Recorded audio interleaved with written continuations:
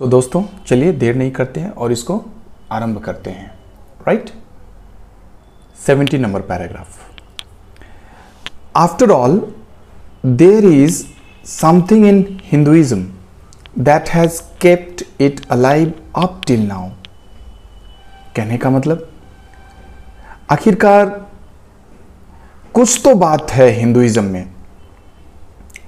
Hinduism में कुछ तो बात है जिसकी वजह से आज तक, अभी तक, टिल नाउ ये हिंदू सिविलाइजेशन, जिसको हम लोग कहेंगे एंशिएंट सिविलाइजेशन या ईस्टर्न सिविलाइजेशन या इंडियन सिविलाइजेशन, ये आज तक भी जीवित है। It alive up till now, आज तक ये जीवित है। कुछ तो बात है। It has witnessed the fall of Babylonian, Syrian, Persian and Egyptian civilizations। तो इस सभ्यता ने, कौन सी सभ्यता? हमारी इंडियन सिविलाइजेशन ने देखा है बेबीलोनियन सभ्यता को नष्ट होते हुए, सीरियन सभ्यता को नष्ट होते हुए, पर्सियन सभ्यता का विलुप्त होते हुए एंड इजिप्शियन सभ्यता का नाश होते हुए। मतलब देखा है कि जो Babylonian, Syrian, Persian, Egyptian civilizations है, ये सारे सिविलाइजेशंस का पतन होते हुए हिंदुइज्म और इंडियन सिविलाइजेशन ने देखा है। Cast a look around you, अपने चारों तरफ देखिए। Where is Rome and where is Greece. अब रोम कहां है और कहां है ग्रीस? अपने चारों तरफ देखिए, ये रोम कहां है और कहां गया ये Greece? Can you find today anywhere the Italy of Gibbon और rather the ancient Rome, for Rome was Italy. कहने का मतलब क्या आप देख सकते हैं आज के डेट में कहीं भी ये गिबन का इटली कहां गया? ये गिबन मतलब एक राइटर हुआ करता था, है ना, एक बहुत ही शानदार राइटर हुआ करता था जिसका नाम है गिबन। इंग्लिश हिस्टोरियन थे ये, है ना, 18वीं शताब्दी के, जिन्होंने एक बहुत ही फेमस बुक लिखा है जिसका नाम है the decline and fall of the Roman empire. तो decline and fall of the Roman empire के ये लेखक है गिबन। तो अब ये कहां गया? ये जो द इटली ऑफ गिबन आज कहीं भी नहीं दिख रहा है। राइट, और रादर द एंशिएंट रोम, और प्राचीन रोम भी अब नहीं दिखाई दे रहा है। रोम कहने का मतलब इटली। आज रोम की सभ्यता, है ना, और प्राचीन रोम की सभ्यता आज कहीं भी नहीं दिखाई देता है। किसकी तुलना में? इंडियन सिविलाइजेशन की तुलना में, हिंदुइज्म की तुलना में। राइट, आगे बढ़ते हैं। Go to Greece, 80 number paragraph. Go to Greece, where is the world famous Attic civilization. आप जरा ग्रीस जाइए और वहां पता करिए कि वर्ल्ड का फेमस एटिक सिविलाइजेशन कहां है। देन कमिंग टू इंडिया, और फिर वहां से आप भारत आइए। Let one go through the most ancient records and then look around you and you would be constrained to say, yes, I see here ancient India still living। कह रहा है कि आप विश्व का फेमस जो एटिक सिविलाइजेशन है वो कहां गया उसको पता लगाइए। अगर ग्रीस जाइएगा तो आपको पता चलेगा कि वहां पे एटिक सिविलाइजेशन विश्व का सबसे फेमस जो सिविलाइजेशन था वो अब नहीं है वहां पे। और फिर वहां से आप भारत आइए। भारत आने के बाद आपको पता चलेगा कि यहाँ के जो प्राचीन अभिलेख हैं, आपको इस भारत भूमि में चारों तरफ ये देखने को मिलेगा। और ये आपको मजबूर कर देगा, कॉन्स्टेंट करेगा, आपको बाध्य करेगा कहने के लिए कि हाँ, मैंने देखा है। क्या देखा है? मैं देखता हूं यहां पर भारतीय प्राचीन भारत की सभ्यता को, आज भी ये जिंदा है।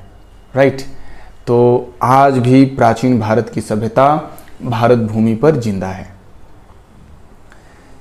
90 number paragraph. True, there were dung hips means गोबर। ये बात सही है कि हमारे भारत भूमि में कहीं कहीं पे गोबर का उपला हुआ दिखता है, गोबर गिरा हुआ दिखता है। टू हेयर एंड देयर, चारों तरफ यहाँ वहाँ सब जगह देखने को मिलता है, गोबर किया हुआ दिखने को मिलता है। गाय गौ माता चलती हुई गोबर कर देती है तो रास्ते में सब गिरा हुआ पड़ा हुआ दिखता है। But there are rich treasures buried under them, लेकिन इसके अंदर एक धनी खजाना जो है छिपा हुआ है ना। And the reason why it has survived is that the end which Hinduism set before it was not development along material but spiritual lines। और एक बात ये भी है, और ऐसा क्यों है कि खजाना छिपा हुआ है?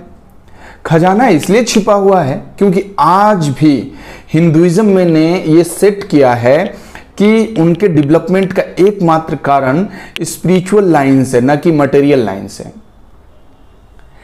आज भी भारत में जो बहुत सारे लोग हैं, यहाँ की जो सभ्यता है वो स्पिरिचुअल लाइंस को फॉलो करता है, धर्म कर्म कांड को फॉलो करता है। यहाँ पे धर्म से रिलेटेड बहुत सारे कार्य होते हैं, है ना। आज भी सुबह सुबह घर में गायत्री मंत्र का उच्चारण होता है। लोग धार्मिक तरीके से अपने जीवन को व्यापन करते हैं, निर्वहन करते हैं। लेकिन विदेशों में ऐसा नहीं है, वो इंग्लिश सभ्यता में ऐसा नहीं है, पाश्चात्य सभ्यता में ऐसा नहीं है। और यही कारण है कि हमारी सभ्यता आज भी जीवित है, जिंदा है।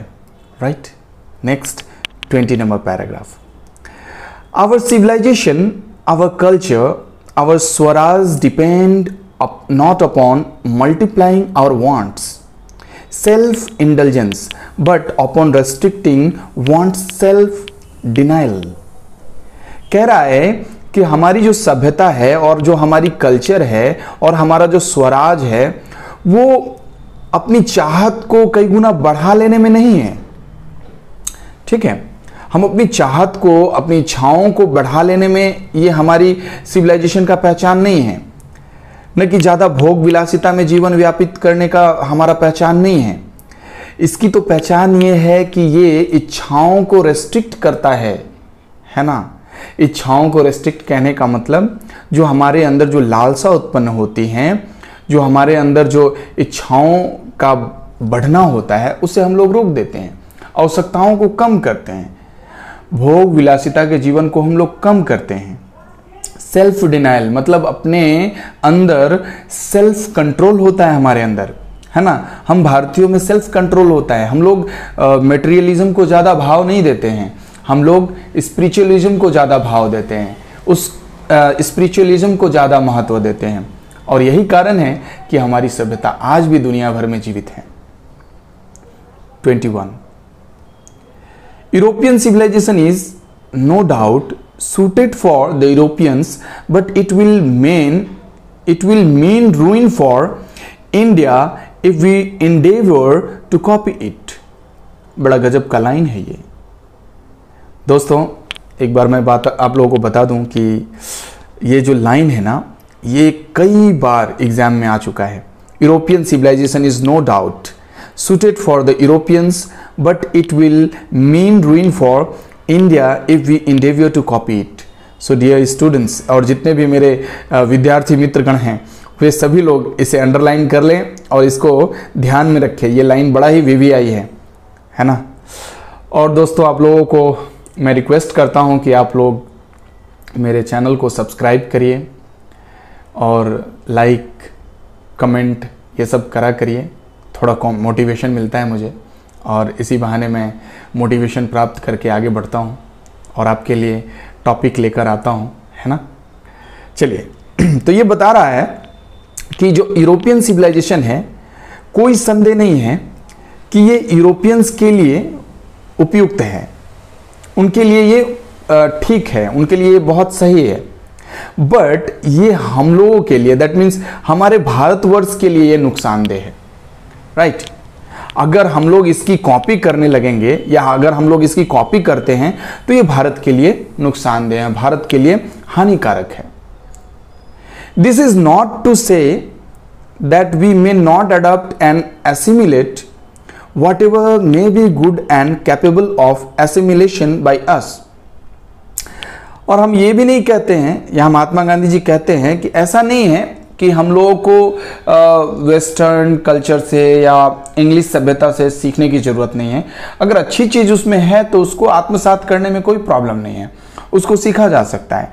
लेकिन जो सीखने लायक चीज़ है, जो अपनाने लायक चीज़ है, उसे ही अपना सकते हैं, सभी चीज़ों को नहीं अपना सकते हैं।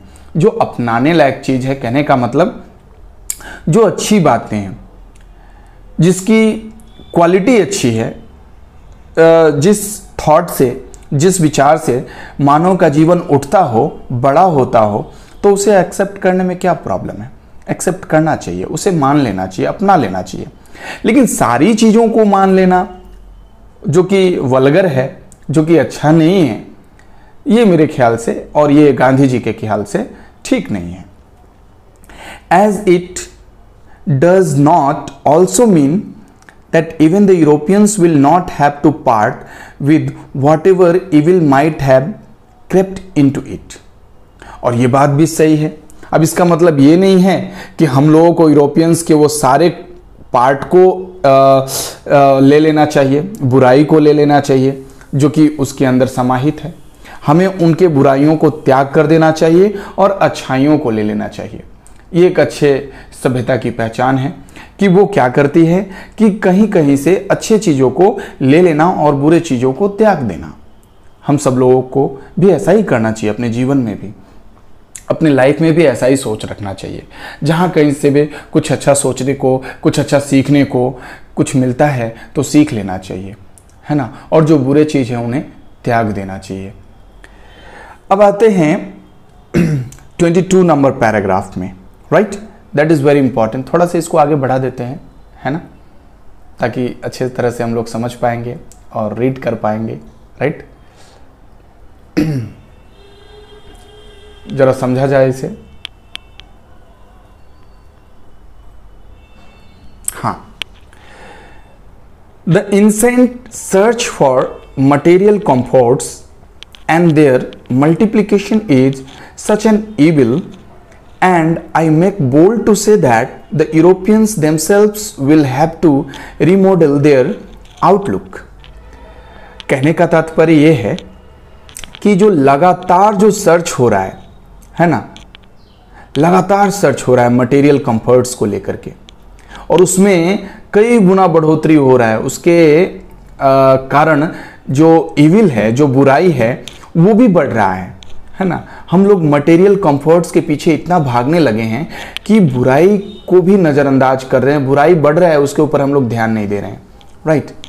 इसीलिए गांधी जी कहते हैं आई मेक बोल्ड टू से, वो साहस कर रहे हैं ये कहने के लिए कि the Europeans themselves will have to remodel their outlook. वो ये कहना चाहते हैं कि यूरोपियंस को भी अपने मॉडल को रीमॉडल करने की जरूरत है ना। उन्हें भी अपने अंदर सुधार लाने की जरूरत है। If they are not to perish under the weight of the comforts to which they are becoming slaves. वो ये कह रहे हैं कि अगर वे लोग, ये जो भार है, कंफर्ट्स का जो भार है, वेट ऑफ द कंफर्ट्स, ये जो आराम का जो बोझ है, ये क्या करेगा, एक दिन इन लोगों को नष्ट कर देगा, राइट। इनको गुलाम बना देगा। और ये बात सही है। आज दुनिया में बहुत सारे लोग जो हैं गुलाम बन चुके हैं, है ना। किसके?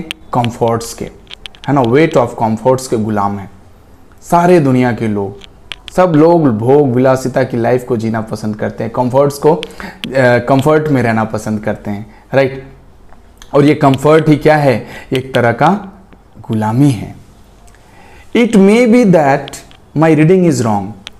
ये कह रहे हैं, महात्मा गांधी जी कह रहे हैं, हो सकता है कि इनका अध्ययन गलत हो, but I know that for India to run after the golden fleece is to court certain death.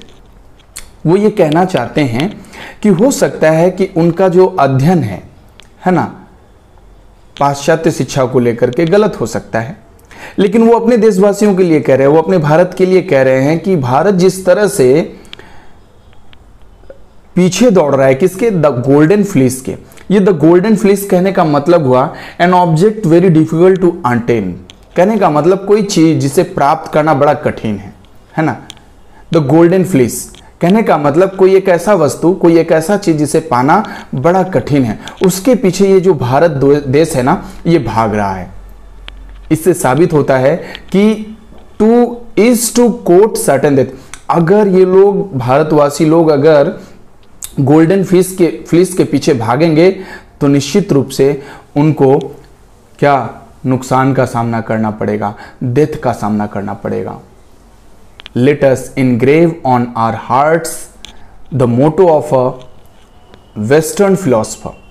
इसलिए वो कहते हैं कि चलिए जरा अपने मन में एक भाव को उकेरते हैं, एक विचार को उकेरते हैं, जिसका उद्देश्य था, मतलब एक वेस्टर्न फिलोसफर का उद्देश्य था। तो वेस्टर्न फिलोसफर मतलब वेस्टर्न सिविलाइजेशन का एक फिलोसफर था, दार्शनिक था, जिसने एक बात कहा था। वो बात क्या था?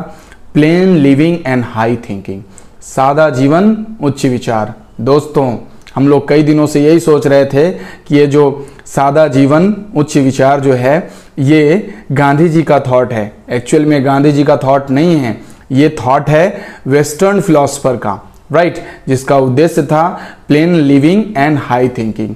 और इसी plane living and high thinking को गांधी जी ने अपने आर्टिकल में लिखा है ये समझाने के लिए कि सादा जीवन उच्च विचार रखना चाहिए, राइट, मतलब एकदम प्लेन लिविंग होना चाहिए और हाई थिंकिंग होना चाहिए। Today it is certain that the millions can not have high living and we the few who profess to do the thinking of to do the thinking for the masses। कहने का मतलब आज ये निश्चित रूप से एक निश्चित है कि जो लाखों लोग जो हैं वो लोग हाई लिविंग को अफोर्ड नहीं कर सकते हैं। लाखों लोग हाई लिविंग्स में नहीं रह सकते हैं, केवल कुछ लोग ही हाई लिविंग को फॉलो कर सकते हैं, है ना। लेकिन एक बात सही है, और वो बात क्या है कि ये जो जनता है, masses, the masses means public, है ना, पब्लिक के लिए सोचना है। क्या सोचना है? रन द रिस्क, रिस्क के पीछे नहीं दौड़ना चाहिए। In a vain search after high living, बहुत गलत है हाई लिविंग के पीछे भागना, है ना। हाई लिविंग के पीछे जाना ये व्यर्थ है, उसमें नुकसान ही सामने नजर आएगा, व्यर्थ समय हो जाता है। हम लोग व्यर्थ समय गंवा बैठेंगे यदि हाई लिविंग के पीछे भागेंगे तो। ऑफ मिसिंग हाई थिंकिंग, और हाँ, हम लोग हाई लिविंग के पीछे भागते तो हैं लेकिन हम लोग हाई थिंकिंग को मिस करते हैं, राइट। हम लोग हाई थिंकिंग मिस करके हाई लिविंग के पीछे भागते हैं। दैट इज रियली बैड, ये एकदम बिल्कुल सही नहीं है। आगे बढ़ते हैं, 23 नंबर पैसेज देखिए, paragraph. Civilization in the real sense of the term consists not in the multiplication. Civilization कहने का मतलब सभ्यता, एक सच्चे सेंस में देखा जाए तो एक ऐसा टर्म है जिसमें ये मल्टीप्लिकेशन नहीं होना चाहिए किसी चीज में, मतलब बढ़ावा। कहने का मतलब क्या? किसी चीज का चाहत ज्यादा नहीं होना चाहिए, but in the deliberate and voluntary restriction of wants.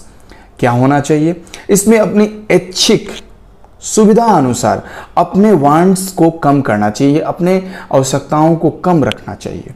यही हमारी सभ्यता होती है। सभ्यता का मतलब क्या? अपनी इच्छाओं को कम रखना, और अपनी इच्छाओं को कम करके, आवश्यकताओं को कम करके अपने जीवन को प्लेनली जीना, है ना। हाई लिविंग तभी होगा जब हम हाई थिंकिंग रखेंगे, राइट, और प्लेन लिविंग के साथ हम लोग आगे बढ़ेंगे। यही बात यहां पे बताया गया है। This alone increases and promotes contentment, real happiness and capacity for service. और इकलौता यही एक कॉन्सेप्ट है जो बढ़ाता है, जो प्रमोट करता है कॉन्टेंटमेंट को। कहने का मतलब संतुष्टि जीवन को, सच्ची खुशी को, है ना, और सेवा का जो क्षमता है उसको ये बढ़ाता है। राइट। 24 नंबर पैराग्राफ देखते हैं। बड़ा इंटरेस्टिंग पैराग्राफ है ये, और ये हम लोग एंडिंग तक जा रहे हैं। राइट। और आशा है कि आप लोग समझ रहे होंगे।